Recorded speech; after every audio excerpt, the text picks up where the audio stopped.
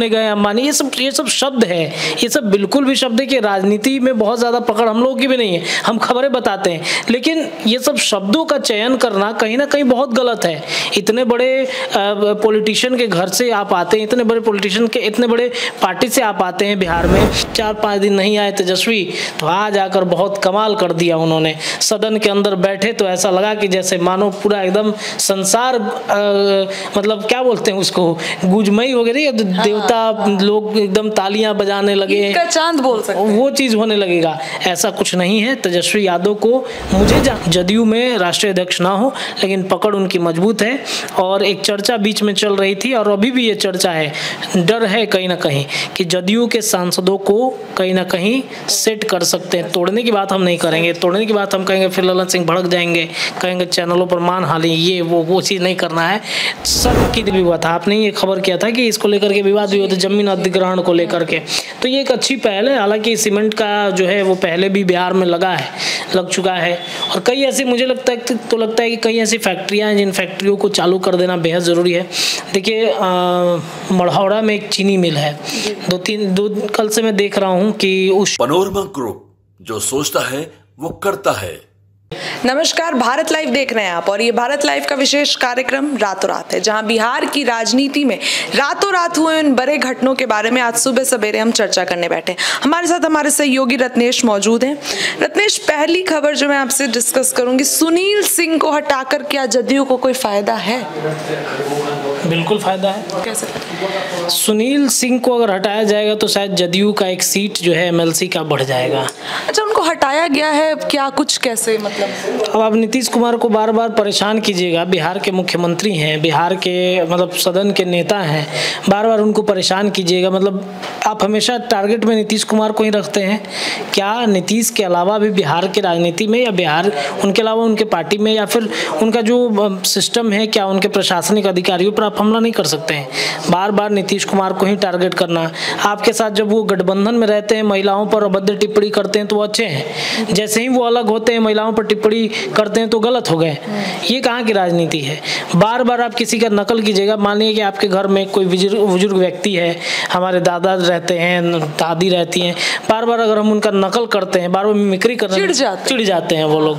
तो भाई नीतीश कुमार बिहार के मुखिया हैं, इतने बड़े बिहार को संभाल के चल रहे हैं, इतने बड़े बिहार को देख रहे हैं, अब आप बार बार उनको परेशान कर रहे हैं, उनकी नकल आप करते हैं, बार बार पलटू राम कहते हैं। अरे भाई पलटू राम ठीक है, एक विरोध करने का एक तरीका होता है, हर नेता के पास आज़ादी अब विरोध कर सकता है, लेकिन मतलब किसी को अब एकदम टारगेट ही कर लेना है कि नहीं इस पर बोलना ही है, नीतीश कुमार पर बोलना है, बिहार के मुख्यमंत्री हैं। अब प्रधानमंत्री पर रोहिणी आचार्य बोल देती हैं, प्रधानमंत्री पर रोहिणी आचार्य कहती हैं कि भाई बर्तन धोने गए अंबानी, ये सब शब्द है, ये सब बिल्कुल भी शब्द है कि राजनीति में बहुत ज़्यादा पकड़ हम लोगों की भी नहीं है, हम खबरें बताते हैं, लेकिन ये सब शब्दों का चयन करना कहीं ना कहीं बहुत गलत है। इतने बड़े पॉलिटिशियन के घर से आप आते हैं, इतने बड़े पॉलिटिशियन के इतने बड़े पार्टी से आप आते हैं बिहार में कि जिनके नेता जो हैं 2-2 बार सीएम रह चुकी हैं, एक बार 2-2 बार सीएम रह चुके हैं, उप मुख्यमंत्री रह चुके हैं उनके परिवार पार्टी से, हर कोई राजनीति से जुड़ा हुआ है। और तब ये मतलब इस तरीके की राजनीति करना, इस तरह की बयानबाजी करना, कहीं ना कहीं नीतीश कुमार और मुझे लगता है सदन की तरफ से ये फैसला, ये नीतीश कुमार का फैसला नहीं है, ये सदन का फैसला है, एनडीए गठबंधन का ही फैसला है। और ये पहली बार नहीं हो रहा है, ऐसे पहले भी बहुत सारा बार हो चुका है। बाबा भी बता रहे थे कि इससे पहले भी बहुत सारे लोगों की सदस्यता रद्द की जा चुकी है इसी तरह की हरकतों की वजह से। तो कहीं ना कहीं देखिए सुनील सिंह की भले सदस्यता जाएगी, लेकिन आरजेडी का तो एक सीट कम हो गया ना, आरजेडी का एक सीट कम हो गया, इस पर नीतीश कुमार अपनी दावेदारी करेंगे। हमने और आपके साथ एक खबर किया था परसों और बताया था उसमें कि मतलब बीजेपी, जदयू, आरजेडी सब नंबर 1 की पार्टी बनने की रेस में लगे हुए हैं। तो ऐसे में नीतीश कुमार इस तरीके से अगर कर रहे हैं तो एक सीट उनका बढ़ता है, दावेदारी वो पेश कर सकते हैं, एक एमएलसी में उनका सीट बढ़ जाएगा। तो ये एक चर्चा कहीं ना कहीं चल रहा है और नीतीश कुमार ने इसकी तैयारी 2025 की शुरू कर दी है और ये साबित कर दिया है कि सदन के अंदर कोई भी इस तरीके की बयानबाजी करेगा, चाहे कोई हो, उसे बख्शा नहीं जाएगा, सदस्यता जाएगी। लाल डायरी भी बाबा के पास पहुंचा, उसमें बताया गया, पूरा रिपोर्ट बताया गया है कि कैसे कैसे सवाल पूछे गए, सुनील सिंह ने जवाब नहीं दिया, उन्होंने कहा कि इतने छोटे हो के आप हमसे सवाल करें करेंगे?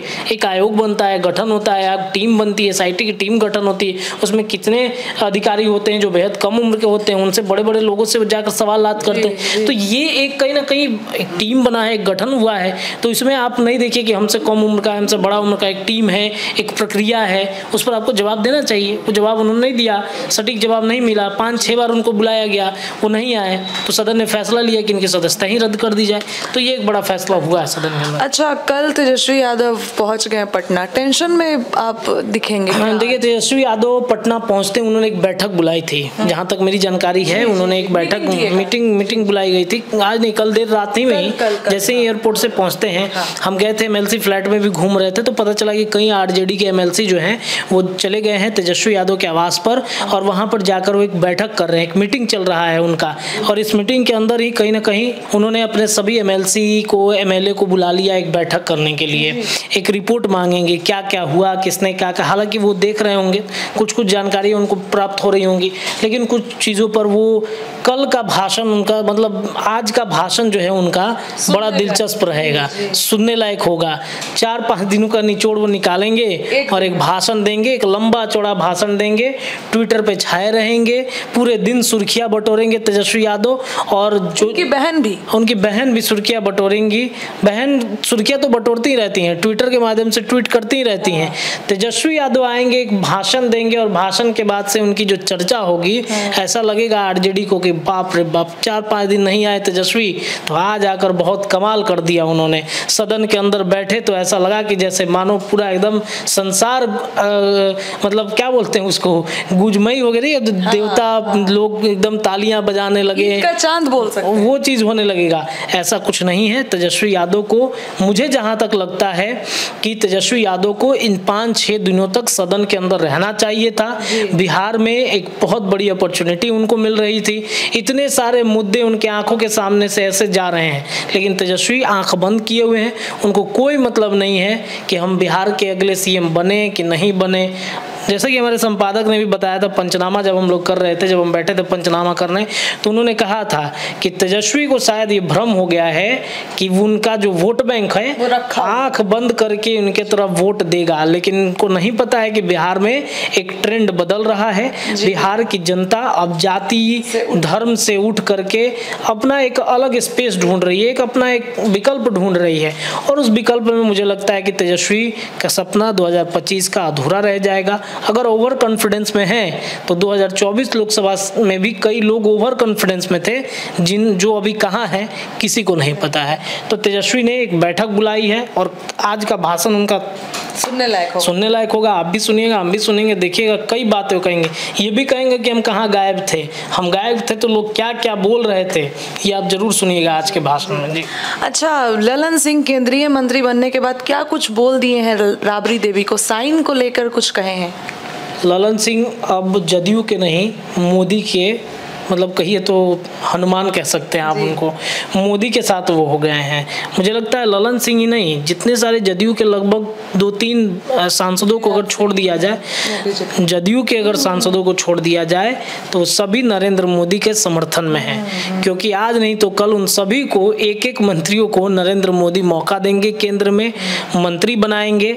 और ललन सिंह तो फुल फॉर्म में है। यही ललन सिंह है जो ठीक आज से 6-7 महीने पहले नरेंद्र मोदी और बजट पर क्या क्या नहीं कहा था, वो भी मुझे याद है कि उन्होंने खूब नरेंद्र मोदी को कोसा था, खूब बजट पर निर्मला सीतारमण को खूब बोला था। लेकिन आज वही ललन सिंह है जो बजट पर खूब नरेंद्र मोदी की तारीफ करते हैं। बिहार के मिले 59,000 करोड़ पर खूब जश्न मना रहे हैं कि वाह नरेंद्र मोदी जी, आपने तो कमाल कर दिया, क्योंकि वो केंद्र में मंत्री बन गए हैं। केंद्र में मंत्री बनने का उनको कहीं ना कहीं नीतीश कुमार ने ही उनको, मतलब समझिए तो एक जीवन दान दे दिया कि जाओ अब राष्ट्रीय अध्यक्ष के पद से मुक्ति देते हैं। मंत्री उन्होंने सांसदी का चुनाव लड़ा, चुनाव लड़कर अब बन गए मंत्री। और ललन सिंह एक ऐसे व्यक्ति हैं जो जदयू पर उनकी पकड़, भले ही जदयू में राष्ट्रीय अध्यक्ष ना हो, लेकिन पकड़ उनकी मजबूत है।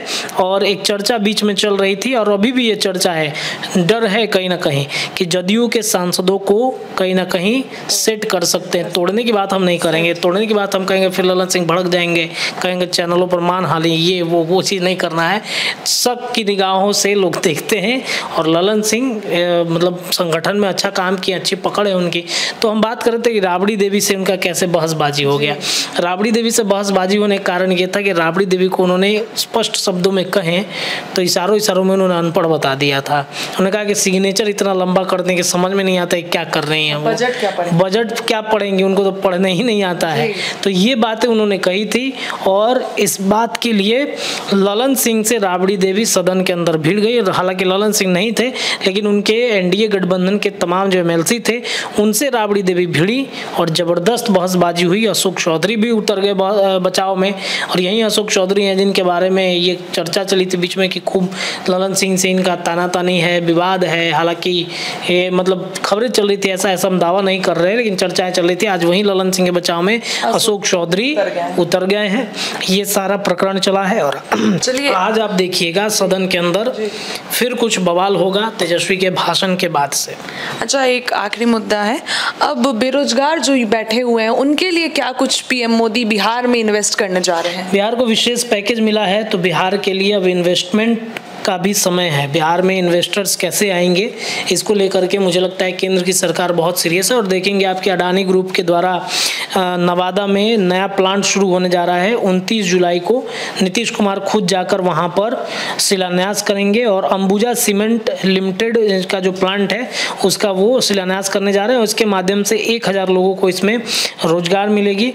आपको बता दें कि इसको लेकर के शायद विवाद भी हुआ था, आपने ये खबर किया था कि इसको लेकर के विवाद भी हुआ था जमीन अधिग्रहण को लेकर। तो ये एक अच्छी पहल है। हालांकि सीमेंट का जो है वो पहले भी बिहार में लग चुका है और कई ऐसी मुझे लगता है कि कई ऐसी फैक्ट्रियां हैं जिन फैक्ट्रियों को चालू कर देना बेहद ज़रूरी है। देखिए मढ़ौरा में एक चीनी मिल है, कल से मैं देख रहा हूं कि उस क्षेत्र में ज़मीन अधिग्रहण के लिए प्रक्रिया शुरू हुई है। वहाँ के जिलाधिकारी जो हैं, वहाँ के तमाम जो प्रशासनिक अधिकारी हैं वो जा रहे हैं, जा कर के वहाँ पर ज़मीन अधिग्रहण का मामला जो है उसको निपटाने की कोशिश कर रहे हैं। अगर वो चालू हो जाए तो शायद अच्छी पहल होगी। बिहार के जितने सारे पलायन कर रहे हैं लोग हैं उनको अब पलायन नहीं करना पड़ेगा, वो बिहार में ही रहेंगे, बेरोजगारी दूर हो जाएगी।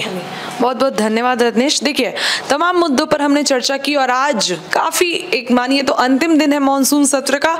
इसके साथ साथ नेता प्रतिपक्ष तेजस्वी यादव भी आज सदन में मौजूद होंगे। पल पल की अपडेट हम आप तक पहुंचाएंगे। फिलहाल के लिए इतना ही, बने रहिए भारत लाइव के साथ। खबरों का बाजार लगातार गर्म है। बहुत बहुत धन्यवाद। पनोरमा ग्रुप, जो सोचता है वो करता है। अगर ये वीडियो पसंद आई और वह बिहार के राजनीति और बिहारियत से सरोकार रखेनी तो सब्सक्राइब बटन दबा के चैनल के सब्सक्राइब कर ली। ओजे एगो घंटी बा, ओकरा बटन दबा देला से कुल सटीक और मारक खबर रुआ मुफ्त में मिल जाई। अगर रुआ पत्रकारिता के हमनी के नया प्रयोग में सहयोग कर चाहतानी तो ज्वाइन बटन दबा दी। पेटीएम नंबर नोट कर ली 9386816700।